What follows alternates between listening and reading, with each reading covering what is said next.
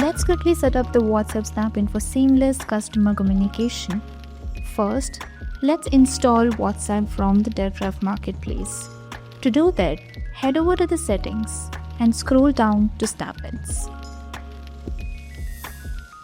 Now, head over to the DevRev marketplace and search for WhatsApp Snap-in.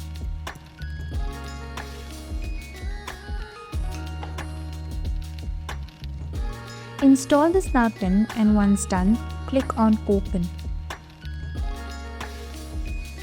Now, go to the Configuration tab and here you can search for connection and enter the connection name. You can decide whether you want this connection to be public or continue with a private connection.